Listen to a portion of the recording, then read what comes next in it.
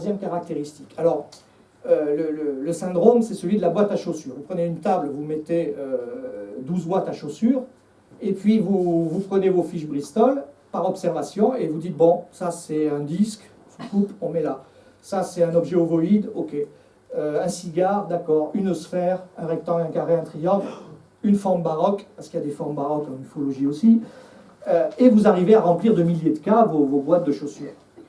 Le problème, c'est que quand vous regardez à l'intérieur d'une boîte, vous devez constater qu'il n'y a aucune cohérence et vous êtes face à une créativité absolument extraordinaire.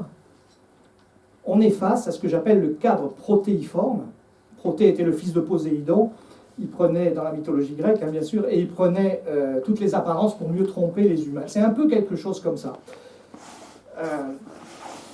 Certains appellent ça le polymorphisme aussi, le concept est correct.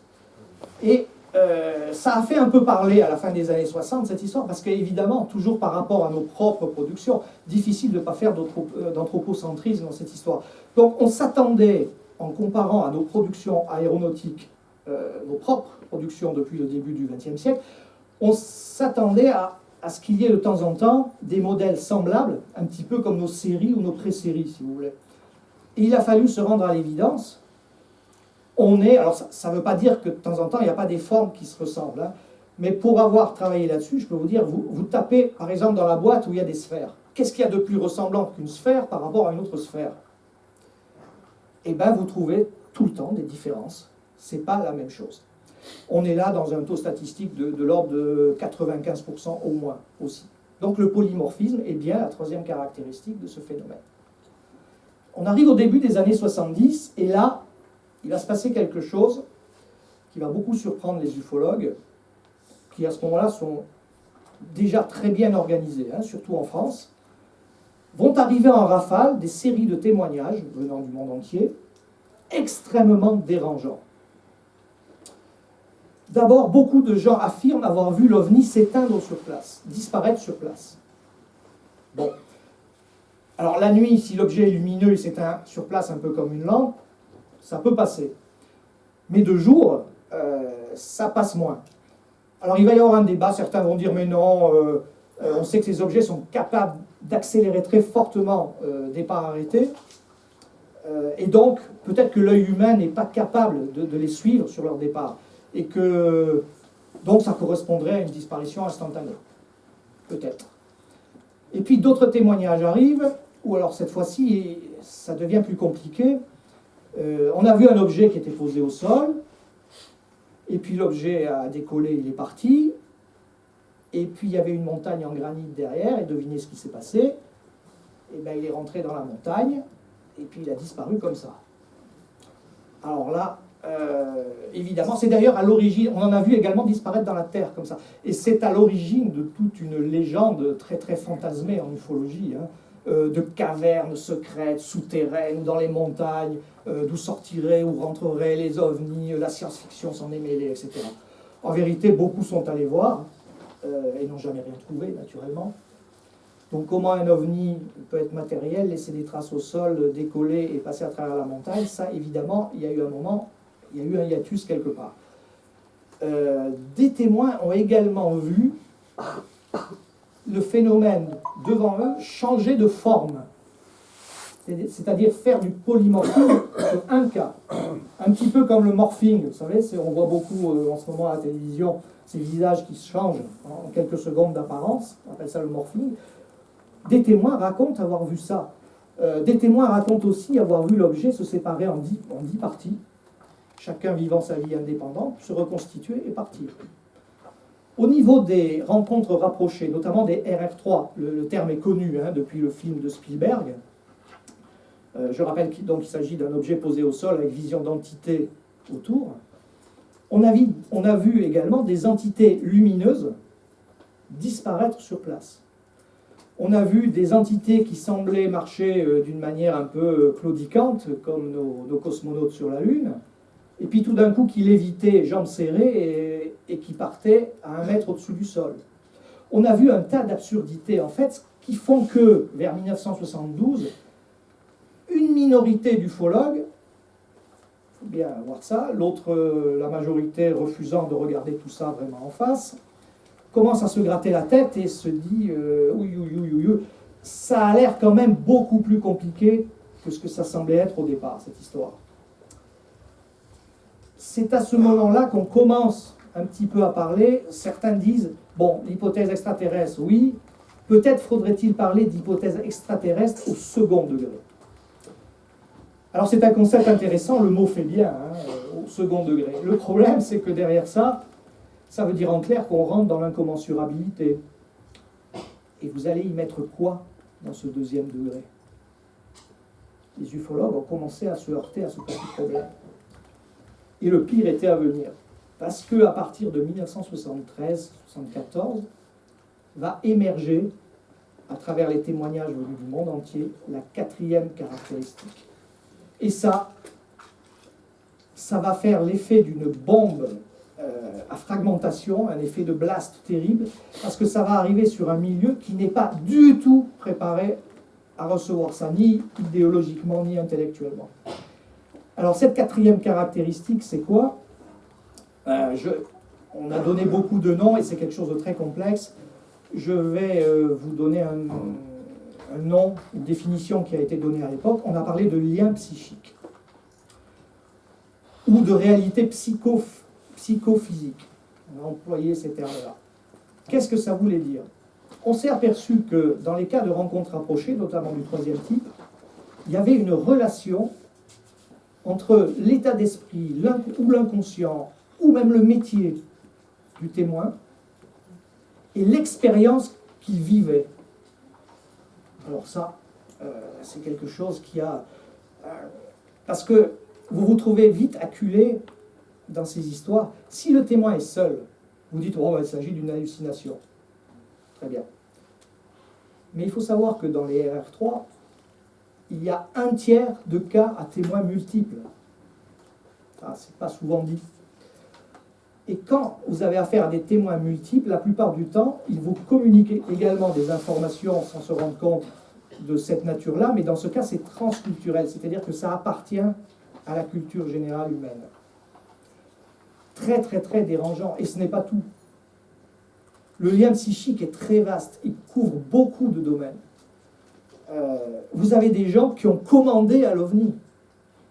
Sur toute la planète, vous avez des cas comme ça. Le dernier bouquin de Joël Ménard en cite pour la France. Le témoin voit un objet dans le ciel, et puis tout d'un coup, il ressent un sentiment d'empathie. Et mentalement, il lui dit « Oh, sois gentil, va à gauche ». L'objet se place immédiatement à gauche. Piqué au jeu, va à droite. L'objet se place à droite et fiche le camp. Même réflexion. Un témoin, hallucination, d'accord? Mais plusieurs témoins. Ils ont tous menti. Dans la très grande vague américaine, qui est peu connue en France, de la vallée de l'Hudson, vous avez des fois des dizaines de témoins observant de nuit un gigantesque objet grand comme un stade de football, qui opère à 2-3 km/h au-dessus de leur tête.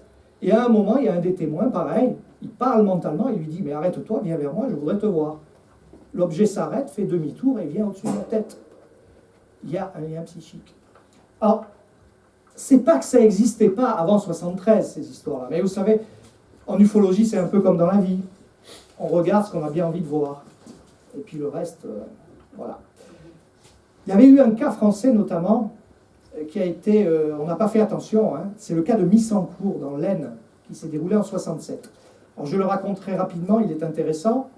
Ça va vous faire voir un petit peu la complexité de la chose. 2 chasseurs, dans la nuit, à 2 h du matin, dans la lande, une lande parsemée de forêts. 2 durs à cuire, hein, des gars qui étaient copains depuis la Résistance, qui ont flingué des Allemands, c'est pas des enfants de cœur. Fusil sous le bras. Ils tombent sur un objet lumineux à 200 mètres, soucoupe classique, totalement lumineuse blanche, avec un carré rouge au milieu. Ils vont droit dessus avec leur fusil. L'objet se met en sustentation et vient vers eux. Et là, ils vont avoir une réaction très très différente. Celui de droite prend peur, jette le fusil par terre, il se tourne, met un genou au sol, et il se protège la tête. Donc il se met dans une situation à l'écart de refus. L'autre épaule carrément et se prépare à tirer. À 20 mètres, il veut appuyer sur la descente, il ne peut pas, il est paralysé. L'objet passe au-dessus, mais à 1 mètre, hein, au-dessus de sa tête. Tous les deux ressentent la vague de chaleur, sauf que celui qui est là avec son fusil, il se met instantanément à rêver. Et c'est un rêve lucide puisqu'il sait qu'il rêve. Il a l'impression, il rêve, c'est le mot qu'il a employé. Je rêvais que j'ai été aspiré avec ce phénomène en l'air, je me suis senti léviter, en tenant mon fils mort entre les bras. Fils qui se portait très bien. Hein. Qu'est-ce qui s'est passé? Le minimum que l'on puisse dire là-dessus, c'est qu'il avait ça, il avait probablement cette crainte inconsciente quelque part, et que la proximité a fait ressurgir ça, le lien psychique toujours. Il n'y a pas longtemps, il y a 2 mois, on a eu un cas qui s'est déroulé il y a 20 ans dans le Gard, 2 jeunes en moto, passagers conducteurs, circulent dans la nuit. Un phare gigantesque vient derrière eux, ils pensent que c'est un camion. Et puis le phare les presse. À un moment, le passager tape sur l'épaule du conducteur et lui dit « Bon, il va nous faire arriver un accident, celui-là, gare-toi, laisse-le passer. » C'est ce qu'il fait. Et à ce moment-là, une boule lumineuse assez grosse les frôle, littéralement, opère une ressource et disparaît à toute vitesse dans le ciel. Vous savez, des cas comme ça, il y en a pas mal. Hein. D'ailleurs, essayez de l'analyser, vous verrez qu'il y a très peu d'informations dans ce cas. Ce qui est intéressant, c'est pas ça. C'est ce qui s'est passé après. Le témoin, celui qui était derrière, d'abord, pendant des années, il a souffert d'insomnie, au point d'être hospitalisé. Mais surtout, il a fait 3 OBE, Out of Body Experience. Il a fait des sorties du corps dont il ignore et tout. La première fois, ça a été une panique généralisée. Il n'a pas compris ce qui lui arrivait. Deuxième fois, ça allait un peu mieux, et la troisième fois aussi. Et puis ça s'est arrêté net, il n'y en a plus jamais eu. Encore une fois, la proximité avec ce phénomène a provoqué quelque chose. Il faut faire très attention aux interprétations.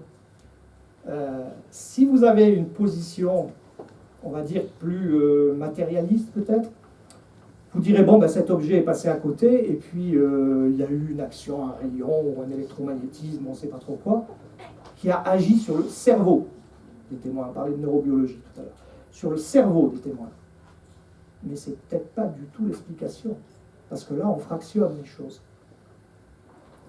Il y a eu pour moi un effet sur la conscience, et il faudrait arriver à avoir ça d'une façon beaucoup plus globale. Quand ces histoires-là sont arrivées sur le milieu ufologique français, très structuré, je vous ai dit, ça a été une véritable catastrophe, parce que du coup, ces gens se sont retrouvés, des esprits brillants à l'époque, hein, c'était pas aujourd'hui, hein, il y a vraiment des gens qui étaient capables de penser.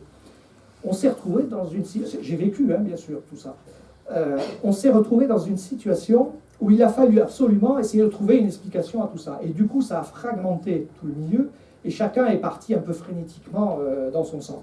Par exemple, la parapsychologie a été une des options. Peut-être avez-vous entendu parler de Pierre Vieroudi, qui avait écrit un livre qui avait fait pas mal de bruit à l'époque, Ces ovnis qui annoncent le surhomme. Alors j'ai rencontré Pierre une fois. Hein. Pierre était parti d'un raisonnement finalement logique. Il avait dit, bon, l'esprit humain a quelque chose à voir là-dedans, comme dans la parapsychologie. Donc, eh ben, le phénomène ovni, c'est un phénomène parapsychologique géant. En gros, je viens de vous résumer sa thèse, et il a écrit un livre là-dessus. Le problème, c'est que vous pouvez essayer vous-même, mais vous aurez toujours beaucoup de mal à expliquer quelque chose qu'on ne comprend pas très bien avec quelque chose qu'on ne comprend pas très bien non plus. Et donc, malgré des tentatives d'ailleurs intéressantes, des tentatives empiriques intéressantes, ça en est resté là. On a beaucoup fait appel à Carl Gustav Jung à cette époque-là aussi. Alors il est vrai que le grand psychanalyste suisse avait écrit un livre en 1958 de mémoire sur le sujet, un livre très prudent, hein, il ne s'était pas trop engagé, il avait reconnu la matérialité du phénomène, mais il disait je pense avoir reconnu dans ces manifestations des éléments de type symbolique et notamment de type archétypal. Alors, il faut savoir que dans la conception de Jung, l'inconscient humain est habité par ce qu'il appelle des archétypes, c'est-à-dire des symboles communs, collectifs à l'humanité, qui pour lui apparemment étaient transmis génétiquement, en partie il pensait ça, et ces archétypes véhiculent une puissance énergétique extraordinaire et servent en plus de trait d'union avec un arrière-plan qui est métaphysique aux yeux de Jung, donc qui pourrait se rapprocher peut-être de l'imaginal d'Henri Corbin, pour ceux qui connaissent, ou voir du soi tel qu'on l'explicite dans la tradition hindoue, par exemple. Raison pour laquelle, d'ailleurs, je vous signale que Jung est toujours interdit de citer en faculté française. On veut bien tolérer les trublions freudiens, Jung, il n'y avait pas question. Mais il passe pour un occultiste, à cause de ça, justement. Bon, objectivement, c'est vrai que la grille d'analyse jungienne est opérative dans certains cas de rencontres rapprochées, un nombre limité de cas. Mais dans ce cas-là, vous avez tendance à ne plus faire d'ufologie, vous êtes dans l'herméneutique, c'est-à-dire la discipline qui étudie le symbolisme des grands rêves et des grandes visions. Il n'en reste pas moins vrai qu'aujourd'hui encore, beaucoup de gens gravitant dans cette optique-là, et je pense notamment à Stanislas Grof, le psychiatre que vous connaissez certainement, quand il se penche, bon, c'est pas sa spécialité non plus, mais quand il se penche sur ces histoires-là, il dit et il écrit directement, il s'agit de matérialisation d'archétypes, purement et simplement. Donc il s'inscrit dans la tradition jungienne.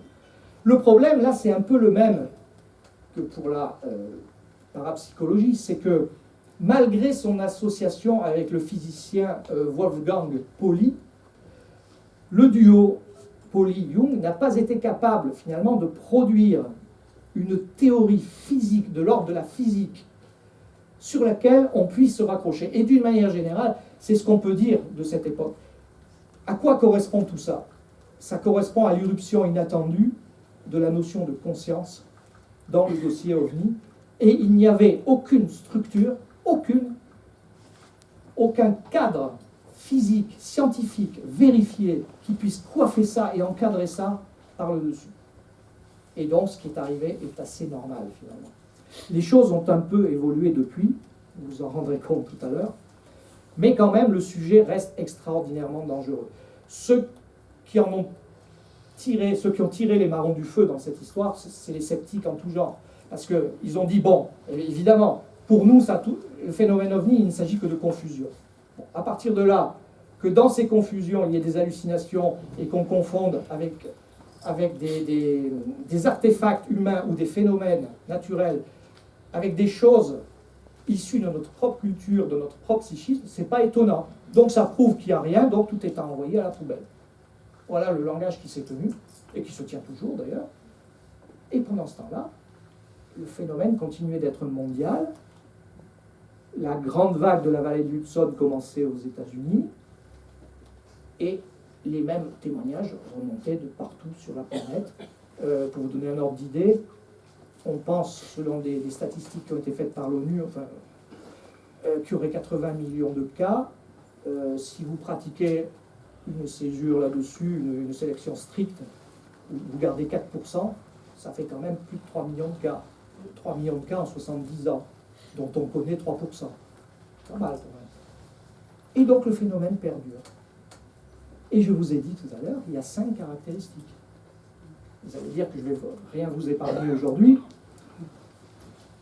Alors si l'émergence de la conscience dans le dossier a fait l'effet d'une bombe à fragmentation, alors là, avec la 5e, qui est à 100% du phénomène, jusqu'à preuve du contraire, on est dans la bombe thermonucléaire.